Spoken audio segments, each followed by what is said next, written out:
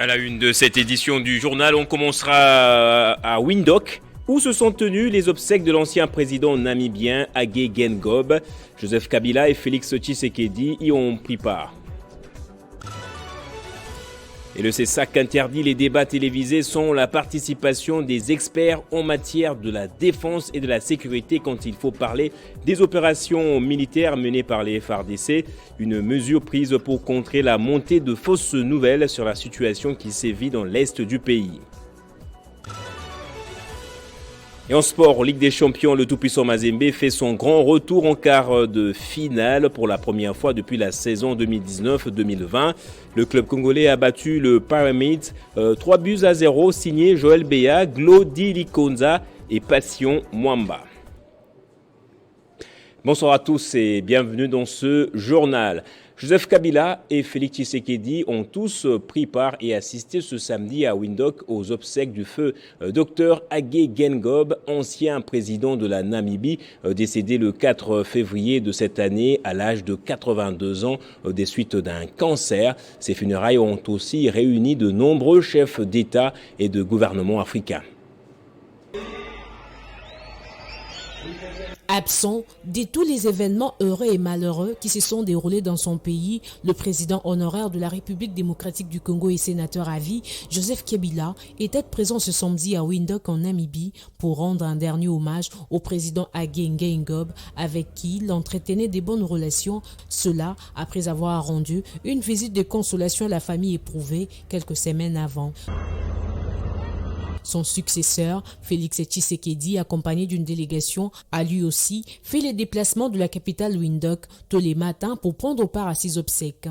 Plusieurs sources parlent déjà d'une première retrouvaille entre Joseph Kabila et Félix Tshisekedi en dehors du pays depuis la passation pacifique du pouvoir en 2019. La cérémonie des obsèques de l'ancien président namibien Hage Geingob s'est déroulée en présence de plusieurs autres chefs d'État africains, des représentants des États étrangers ainsi que les membres de sa famille biologique. Ardent opposant dans les régimes d'apartheid en Afrique du Sud et figure de l'indépendance, l'ancien président de la Namibie est mort le 4 février dernier à l'âge de 82 ans à Windhoek où il s'est fait soigner du cancer. Et c'est une nouvelle régulation que vient de mettre en place le CESAC afin de permettre au pays de faire face à la guerre d'agression venue du Rwanda. L'autorité de régulation des médias a interdit la diffusion des débats télévisés relatifs aux opérations militaires menées par les FARDC sans la présence des experts en matière de défense et de sécurité. Il est également interdit aux médias d'accorder la parole aux forces négatives.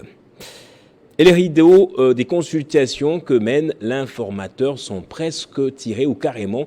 Mais parmi les formations politiques à avoir été consultées au dernier moment figure l'Action pour l'unité nationale. Le regroupement politique a réaffirmé son engagement à soutenir le chef de l'État.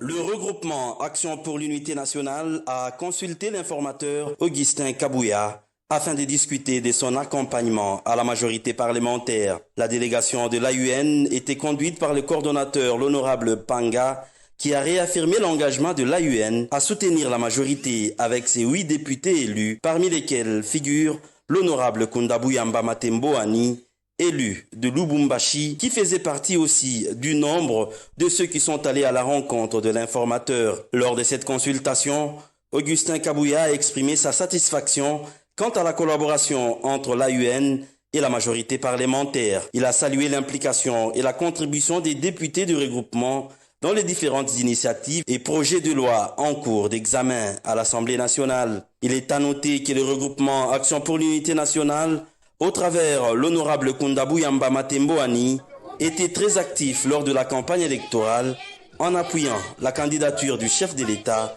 son Excellence Félix-Antoine Tshisekedi Tshilombo.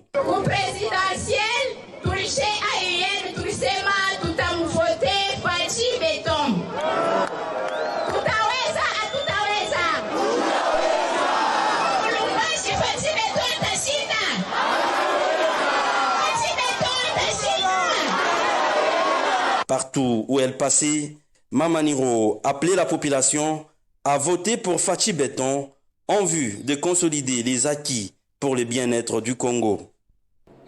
Et la course à l'élection de gouverneur au Maniema se dessine de plus en plus. Des candidats continuent à obtenir des soutiens. À Kinshasa, la délégation Lega a exprimé son choix. Elle dit soutenir la candidature de Moïse Moussa Kambouankoubi. Elle a dit à travers une déclaration lue ce samedi. Je vous propose de la suivre.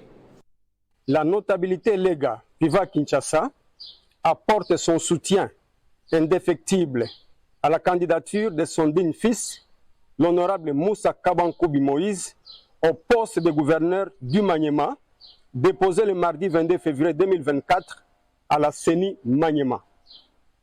Il s'y est de signaler que ce choix porté sur cette candidature a été fait par son autorité morale, l'honorable Justin Kalumba Monangongo, et approuvé par l'Union sacrée de la nation. C'est pour nous l'occasion ici de féliciter son Excellence, Monsieur le chef de l'État, Antoine Félix Tshisekedi Tshilombo, pour sa brillante réélection à la tête du pays. Nous réitérons également les sentiments de remerciement à l'honorable Justin Kalumba Monangongo pour son sens élevé d'amour et d'unité pour avoir porté son dévolu à notre fils sans tenir compte de son territoire d'origine. Nous encourageons également tous les élus provinciaux du Maniema pour leur soutien à l'unique candidature des dignes fils du Maniema, honorable Moussa Kambouankoubi Moïse, et nous leur demandons de lui faire confiance jusqu'au bout. Le développement durable de Mitouaba demeure la priorité d'Enoch Seya Louembe, leader et notable katangais.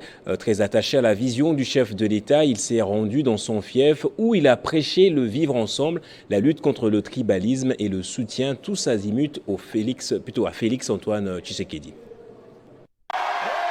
Militer pour l'envol de sa contrée natale, amener son territoire au développement durable, il l'a toujours fait et cela a toujours été la priorité de ses missions dans son Mitouaba natal.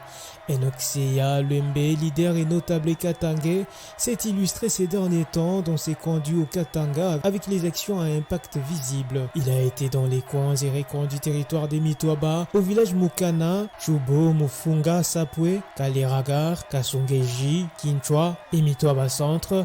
Question de sensibiliser les siens sur les développements communautaires, le vivre ensemble et la lutte contre les tribalismes. Mitouaba, un territoire presque en arrière des autres territoires de la province du Haut-Katanga à cause des atroces de la guerre, d'où son envol est plus que temps, raison pour ces notables katangais d'appeler ses frères et sœurs à se ranger derrière Félix Tshisekedi pour qui il avait battu campagne électorale. Mon candidat à moi, c'est Félix Antoine Tshisekedi Tshilombo. Comme partout où ces jeunes katangais passent, son appel à la conscience est plus accepté par ses frères et sœurs de Mitouaba.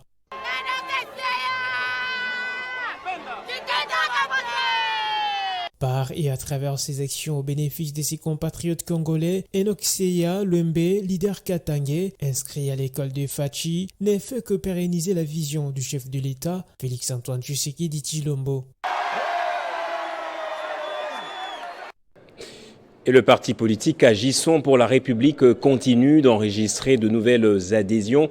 La Fondation Godé Moupepe et l'ASBL Milelo et Amboka ont toutes répondu à l'appel de l'autorité morale Guy Luando et du secrétaire général du parti Richard Kamikalele. L'objectif est de faire commun front plutôt en vue du deuxième mandat du président de la République. Chaque jour qui passe, le parti politique Agissant pour la République de Guy Luando continue d'enregistrer des adhésions massives. Sur la liste de ce jour, Fondation Godé Moupepe et l'ASBL Milelo et Amboka, toutes ont décidé de rejoindre AREP et adhérer à la vision de l'autorité morale des références Guy Luando. Toute maison qui ne reçoit pas les visiteurs n'est pas une maison bénie. AREP, c'est une maison qui est créer une initiative politique prise pour l'intérêt des autres. C'est tous les jours que la population le constate par elle-même et se décide de rejoindre les rangs d'AREP, de venir adhérer dans la vision de Guy Luando Mboyo. Une occasion pour le secrétaire général Richard Kamikalele d'appeler tous ceux et celles qui veulent consolider les acquis du chef de l'État Félix Tshisekedi pour ce deuxième quinquennat de le rejoindre pour bâtir un Congo fort. Je lance un appel à tous ceux-là qui se sentiront également concernés ou intéressés à venir nous rejoindre, de ne pas hésiter de le faire. Nous sommes la Légion du Colibri. Nous faisons jour et nuit notre part, qui est d'apporter tant soit peu ce dont nous pouvons disponibiliser pour le bien-être commun, à chacun de jouer sa partition pour qu'ensemble, les chefs de l'État, nous puissions pousser notre pays encore beaucoup plus haut. J'encourage ceux-là qui nous ont rejoints, je les exhorte à emboîter les pas à nous autres qu'ils ont trouvés au sein du parti, parce que le parti politique AREP n'est pas un parti ordinaire. Ici, nous bossons. En dépit de sa moisson, après les élections, Agissons pour la République ne compte pas dormir sur ses lauriers et veut reconquérir le coin et recoin de la République. Et grâce à une lutte acharnée contre les antivaleurs, le directeur provincial de la DGDA, Katanga, a placé cette province douanière sur l'orbite de bons élèves en termes des réalisations des recettes douanières exercice 2023. Motif de fierté pour René Kalala qui, au cours d'une cérémonie d'échange de vœux, a félicité son personnel fidèle aux directives du directeur général Bernard Kabessé. Je vous propose un extrait de l'adresse du directeur René Kalala au personnel de la DGDA Katanga à Lubumbashi. Au nom de Monsieur le directeur général de la DGDA, au mien propre, je voudrais vous présenter mes félicitations inoxydables pour les efforts consentis et qui font de la province du Katanga la première province douanière pourvoyeuse des recettes de la République démocratique du Congo. Permettez-moi de rappeler que c'est sous le leadership de Monsieur le directeur général de douane et axes de la République démocratique du Congo, M. Bernard Kabessé Mousangou, que ces performances exceptionnelles dans la mobilisation de recettes ont été réalisées. Ce témoignage élogieux n'est pas le mien, mais celui de son Excellence M. Nicolas Kazadi, ministre des Finances de la République, lors de la cérémonie de remise des hyperguides de l'agent de douane tenue à Kinshasa. La poursuite de ces efforts en 2024 dans la participation contributive maximale de la DGDA permet au gouvernement de la République, sous l'autorité et l'impulsion de son Excellence, Monsieur le Président de la République, à qui je présente les sincères félicitations à l'occasion de sa brillante réélection, à continuer à compter sur la DGDA en général et particulièrement sur la DGDA du Katanga. Son bras séculier dans la mobilisation de recettes en vue de disponibiliser les moyens financiers nécessaires pour la réussite de son nouveau quinquennat.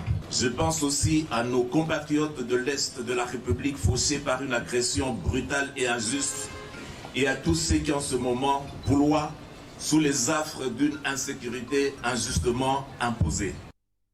L'actualité en Afrique, déjà, les dirigeants des pays membres de la communauté économique des États de l'Afrique de l'Ouest ont décidé de lever une partie des sanctions contre le Niger avec effet immédiat, a annoncé le président de la commission de l'organisation régionale ce samedi à Abuja. Ces sanctions avaient été imposées à Niamey après la prise du pouvoir d'un régime militaire qui a renversé le président élu Mohamed Bazoum en juillet. Les frontières et l'espace aérien seront notamment rouverts, a-t-il été précisé à l'issue de ce sommet extraordinaire. Et en sport, le tout-puissant Mazembe Anglebert a décroché son billet pour le quart de finale de la Ligue des Champions après sa belle victoire 3-0 face à Pyramids d'Égypte ce samedi. 9 ans après, les Corbeaux retrouvent cette étape de la compétition prestigieuse de la Confédération africaine de football avant d'aller affronter Mamelodi Sundowns lors de la 6e journée. Nous y reviendrons. Place au rappel des titres à présent.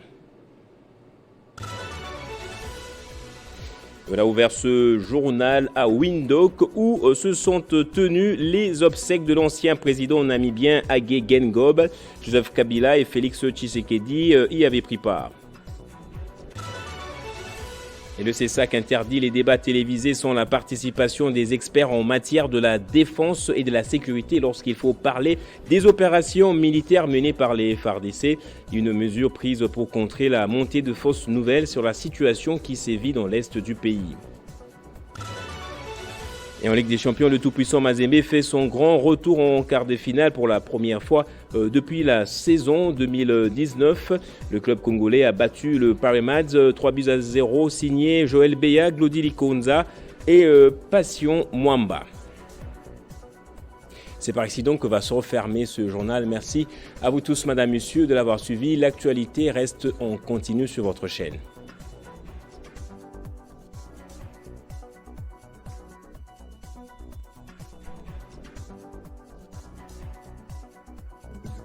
Retrouvez toute l'actualité en continu sur www.tele50.cd.